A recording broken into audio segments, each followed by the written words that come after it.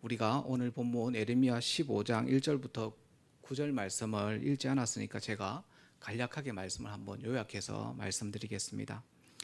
하나님은 예레미야에게 모세와 사무엘이 중보하더라도 이스라엘을 심판하겠다고 말씀합니다.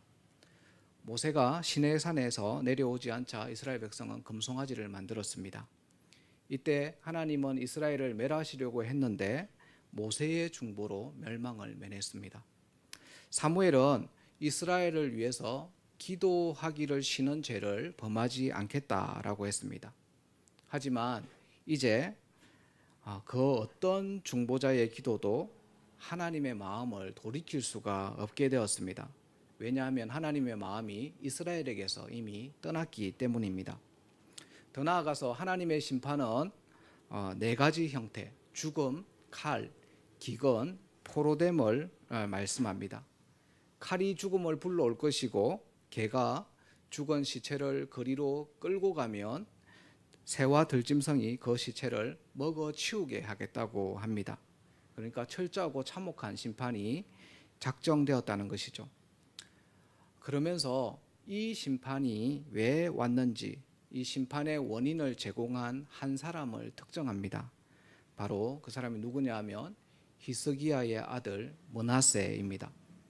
우리가 잘 알다시피 히스기야 왕은 선한 왕이었지만 므낫세는 악한 왕이었습니다. 므낫세의 악행이 열왕기하 21장 11절에 기록되어 있습니다. 이 말씀을 같이 한번 읽어보겠습니다. 유다 왕 므낫세가 이 가증한 일과 악을 행함이 그 전에 있던 아모리 사람들의 행위보다 더욱 심하였고 또 그들의 우상으로 유다를 범죄하게 하였도다. 므낫세의 가증한 일과 악을 행함이 구체적으로 뭔지 방금 읽은 이 구절 앞에 열거되어 있습니다. 그걸 제가 간략하게 화면에 요약했습니다. 한번 보십시오. 3절에 보면 부친인 히스기야 왕이 헐어버린 산당을 다시 세웠다고 합니다. 이 말은 히스기야의 종교 개혁을 물거품으로 만들었다는 거죠. 이어서 이스라엘 왕 아합을 본받아 바알의 단을 쌓았고 아세라 목상을 만들고 일월 성신을 숭배했고 예루살렘 마당에 일월 성신을 위한 단을 쌓고 섬겼다고 합니다. 이건 북이스라엘의 아합과 이세벨의 잘못을 도입했다는 거죠. 그리고 6절에 점치고 복수를 행하며 신접한 자와 박수를 신임했습니다. 이스라엘 예루살렘에 무속신앙이 뿌리 내리도록 그가 앞장서서 모범을 보였다고 합니다. 7절에 자기가 직접 만든 아세라 목상을 성전에 세웠습니다. 이건 하나님이 이제 더 이상 예루살렘과 성전을 보호해야 할 명분이 사라졌음을 의미합니다. 16절에 보면 무죄한 자의 피를 흘려 예루살렘에 넘치게 했다라고 합니다. 므낫세의 잘못은 종교적인 잘못에 국한되지 않고 그는 공포 정치로 백성을 힘들게 하였습니다. 므낫세의 통치 기간은 총 55년이었습니다. 그가 반백년이 넘는 기간 동안 통치하면서 얼마나 많은 악행을 저질렀겠습니까? 그의 손자 요시야 왕이 다시 종교개혁을 일으켰는데도 그의 잘못을 바로잡기에는 역부족이었습니다. 므낫세가 통치했던 55년에 비해서 요시야가 통치했던 이 종교개혁을 했던 시간이 턱없이 부족했기 때문입니다.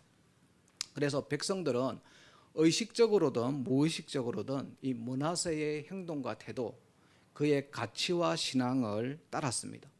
우상을 숭배했습니다. 그의 악행이 이방 민족보다 더 심했다고 하죠.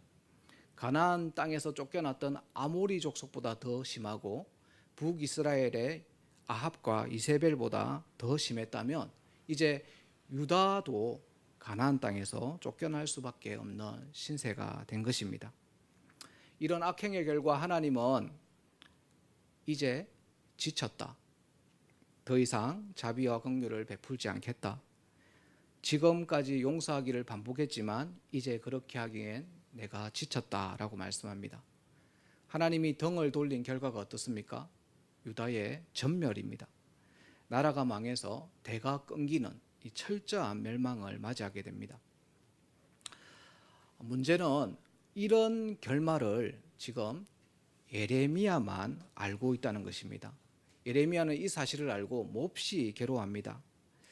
이제 하나님은 예레미야의 중보기도를 들어주지 않고 또 백성들은 어떻습니까? 예레미야의 선포를 무시했습니다. 그러니까 지금 예레미야는 하나님과 백성 사이에 낀 신세가 되었습니다. 저는 X세대입니다. X세대는 베이비 부머 세대와 MZ세대 사이에 낀 세대입니다. 제가 이 직장 생활을 처음 시작할 때 이 초년기만 해도 상사의 쓰레기통을 비우고 커피 심부름을 하는 걸 당연하게 여겼습니다. 또 업무와 상관이 없는 일을 시켜도 그냥 당연하게 받아들였습니다. 그런데 세월이 흘러서 중간 관리자가 된 X세대는 MZ세대에게 커피 심부름을 시킬 수 없고 내 쓰레기통을 비워달라고 말할 수 없는 처지가 되었습니다. X세대처럼 예레미야는 하나님과 백성 사이에 낀 신세가 되었습니다. 나는 하나님의 말씀을 당연하게 받아들였는데 백성들은 그의 선포를 당연하게 받아들이지 않는 것입니다. 이런 상황에서 예레미야가 고통을 호소합니다. 이 상황이 지금 내게는 재앙이다. 하나님은 나의 중보기도를 들어주지 않고 백성들은 내 말을 끊임없이 패매하고 저주를 한다라고 하며 힘들어합니다. 그게 10절에 기록되어 있습니다. 10절 말씀을 같이 읽겠습니다. 내게 재앙이로다. 나의 어머니께서 나를 온 세계에 다투는 자와 싸우는 자를 만날 자로 낳으셨도다. 내가 구워주지도 아니하였고 사람이 내게 구이지도 아니하였건만은 다 나를 저주하는도다. 예레미야는 지금 자신이 태어난 날을 저주하고 있습니다. 자신의 어머니에 대한 불평을 쏟아내죠. 어머니가 나를 낳지 않았다면 고통을 당하지 않았을 텐데 왜 나를 낳아서 이렇게 고통을 당하게 합니까? 불평합니다. 10절을 한마디로 말하면 어머니가 나를 낳은 것이 재앙이다라는 거죠. 이 말씀은 예레미야서 20장에서 좀 더 구체적으로 나타납니다. 20장 14절로 18절 한번 교독해 볼까요? 제가 14절 먼저 읽겠습니다. 내 생일이 저주를 받았다면 나의 어머니가 나를 낳던 날이 복이 없었다면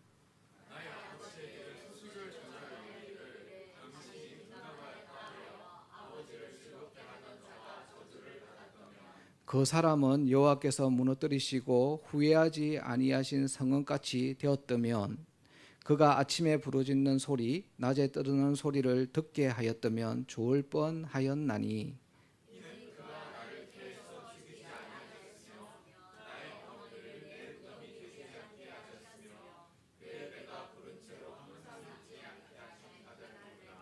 어찌하여 내가 태에서 나와서 고생과 슬픔을 보며 나의 날을 부끄러움으로 보내는고 하니라.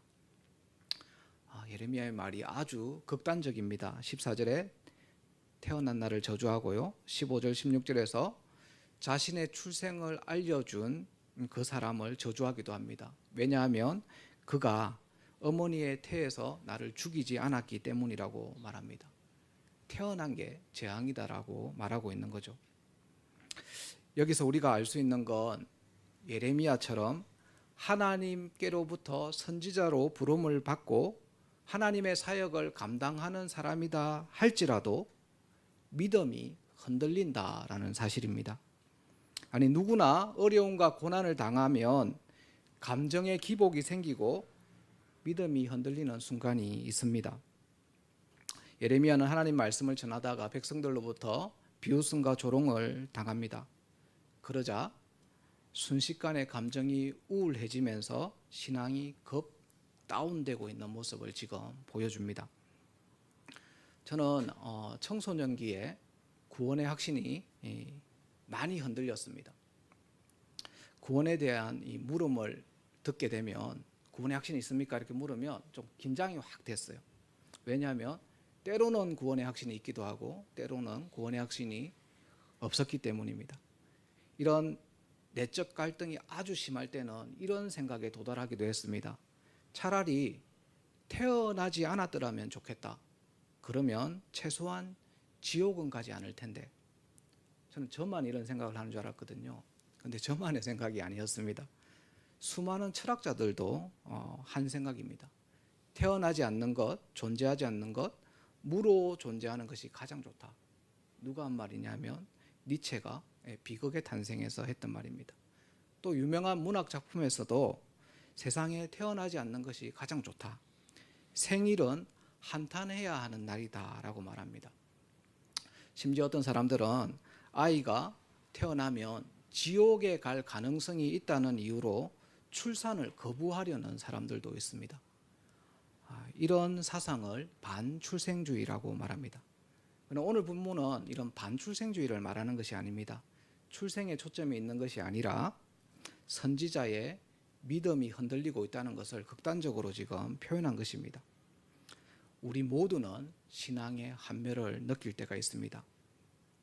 하나님이 나를 불렀다는 사실을 알기 때문에 다른 종교를 선택할 수도 없고 하나님을 떠나서 어디에도 갈 데가 없다는 걸 압니다. 그러나 마지못해서 신앙생활하고 있는 내가 싫어지고 차라리 그냥 애초에 하나님을 몰랐더라면 더 좋았겠다라는 생각이 되어집니다. 이런 생각은 모태신앙인들이 많이 한다고 합니다.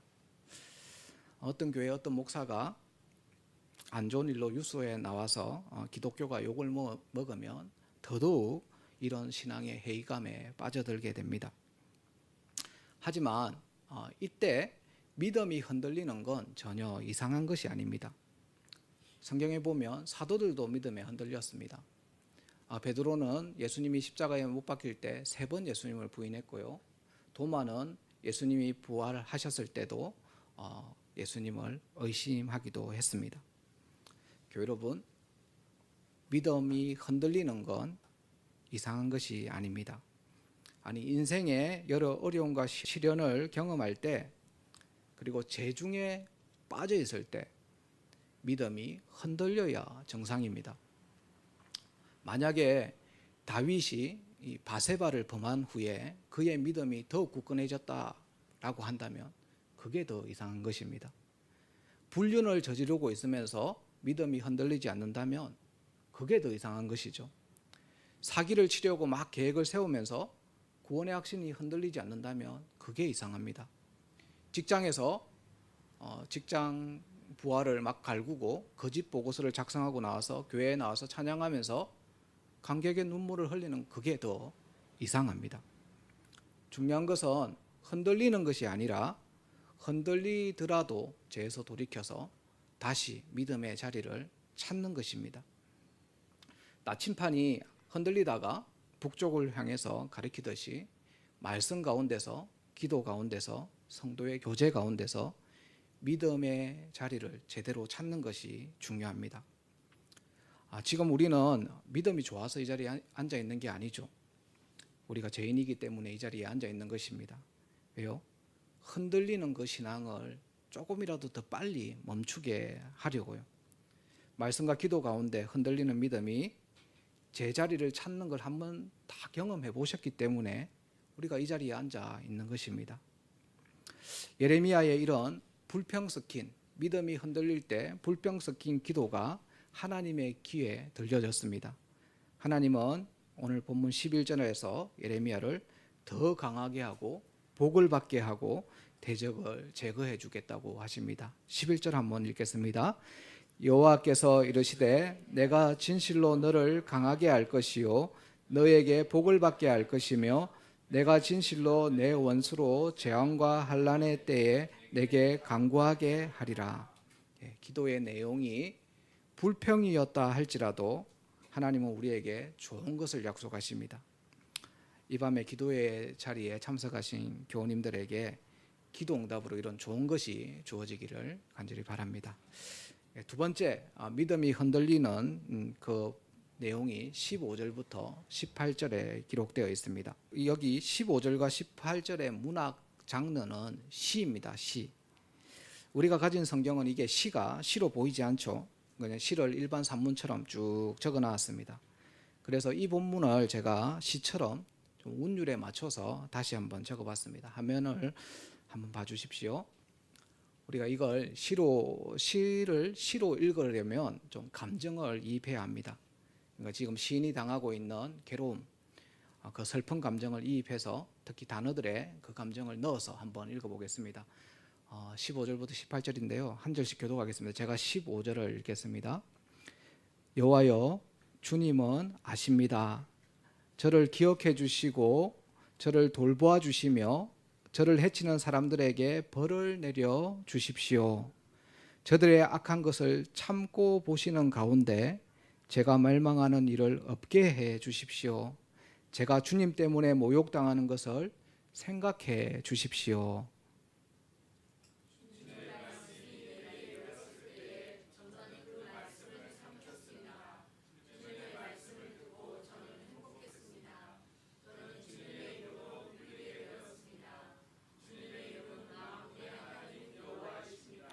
저는 웃으며 즐거워하는 무리와 함께 앉은 적이 없습니다.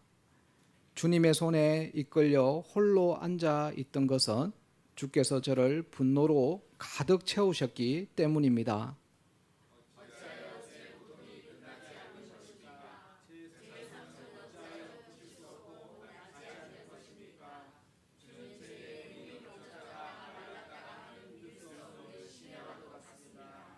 이 시는 예레미야가 신앙의 심각한 회의감, 의심에 빠졌음을 보여줍니다. 지금 내 신앙이 믿음일까 망상일까? 내가 전하는 말씀이 하나님의 말씀일까 아니면 그냥 내 말일까? 이런 복잡 미묘한 감정을 시로 표현한 것입니다. 18절을 한번 다시 보십시오. 예레미야는 지금 하나님께 이렇게 말하는 것이나 다름없습니다. 제가 하나님을 믿어도 됩니까? 당신은 믿을 만한 분이십니까? 멀리서 봤을 때는 오아시스였는데 가까이 가서 보니까 신기루에 불과했군요. 예레미야는 하나님께 지금 따지듯이 기도하고 있습니다. 하나님을 비난하고 하나님을 다그칩니다. 왜냐하면 자신의 중보사역에 대해 하나님과 유다 백성 이 양측으로부터 존중받지 못하는 끼인 신세가 되었기 때문입니다. 그래서 신앙의 흔들림을 경험하고 있습니다. 예레미야는 하나님에 대한 의심이 극에 달해서 망연자실한 듯 보입니다. 이럴 때 믿음이 흔들릴 때 우리는 어떻게 이걸 극복해야 할까요? 그 해답은 기도입니다. 지금 예레미야가 이렇게 기도한 것이죠. 식상하게 들릴지 모르겠지만 신앙의 모든 해답은 말씀과 기도뿐입니다. 말씀을 듣고 기도하면서 나의 자리를 돌아보는 것이죠. 피조물의 자리, 죄인의 자리에 서는 것입니다. 그때 비로소 우리의 유일한 중보자 되시는 예수님을 만나게 됩니다. 유다 백성을 위해 중보했던 이 예레미야조차도 자신을 구원할 중보자가 필요했습니다. 우리는 매주 사도신경을 통해 예수님을 유일한 중보자로 고백하고 있습니다. 예수님은 어제나 오늘이나 동일하시기에 그의 중보사에게는 시간 제한이 없습니다. 예수님은 이 구약 시대를 살았던 예레미야에게도 필요했습니다. 백성들을 위해 중보 기도를 했던 이 예레미야조차도 자신을 중보할 그 중보자가 필요했다라는 것을 우리가 알아야 합니다. 또한 우리도 예레미야가 필요로 했던 그 중보자를 찾을 때 흔들리는 믿음이 제자리를 찾게 됩니다. 예수님의 음성이 필요합니다. 내가 너를 위해 기도한다. 하나님이 예레미야의 중보 기도는 보류시켰지만 예수님의 기도는 절대로 보류시키지 않으십니다. 왜냐하면 예수님의 중보는 하나님 자신의 목숨값이기 때문입니다. 그래서 우리는 그걸 은혜라고 부릅니다. 이걸 우리가 경험을 해야 신앙이 성장합니다.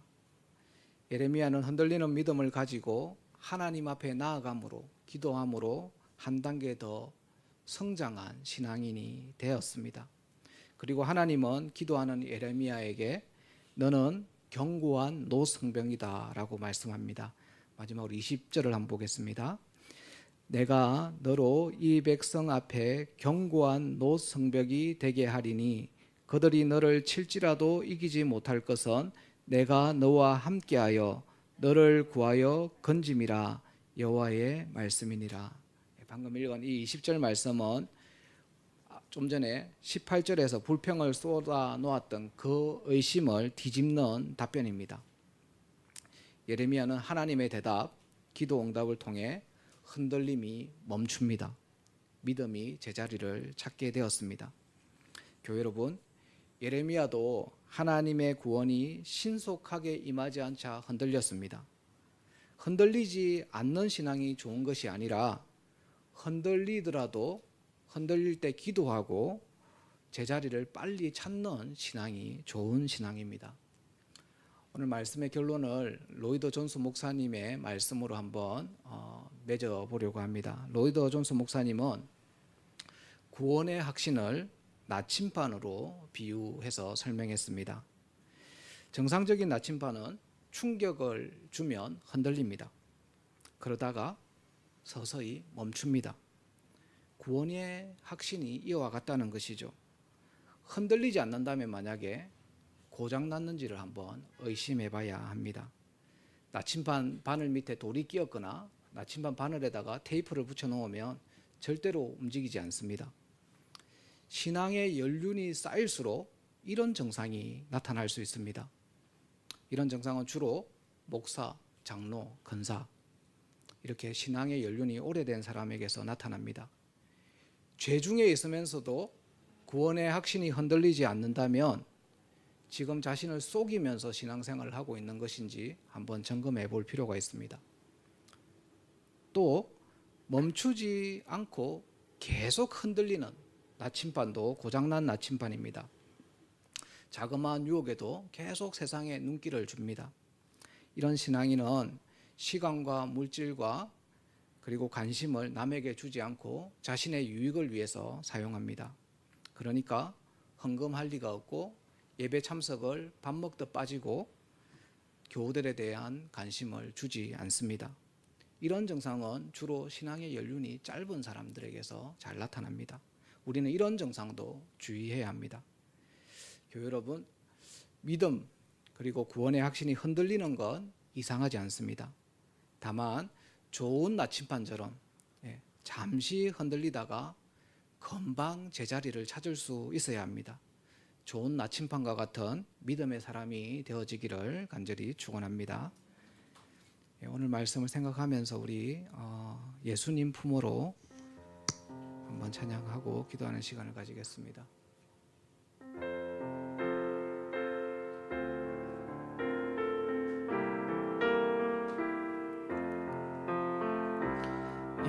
인생길 험하고 마음 지쳐 살아갈 용기 없어질 때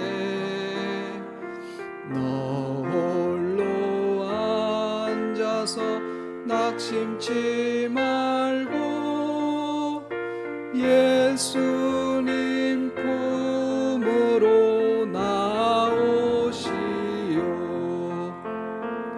예수님은 나의 생명 믿음 소망 사랑 되시니 십자가 보혈 자비의 손길로 상처 입은 너를 고치시리.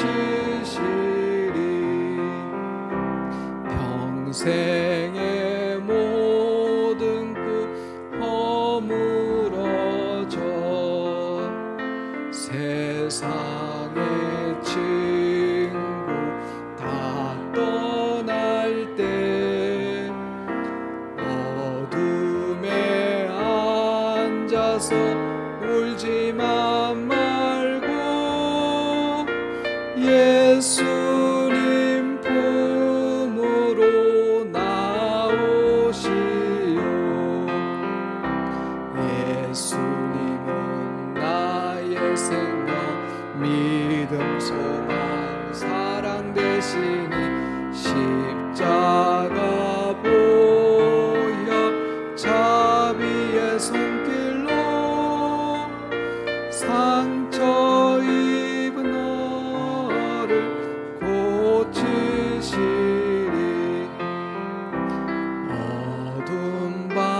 지나며 새날 오고 겨울이 가면 봄이 오듯 이 세상 슬픔 지나고 나면 광명한 새날이 다가오네. 예수님은 나의 생명, 믿음, 소망, 사랑 되시는 십자가 보혈 자비의 손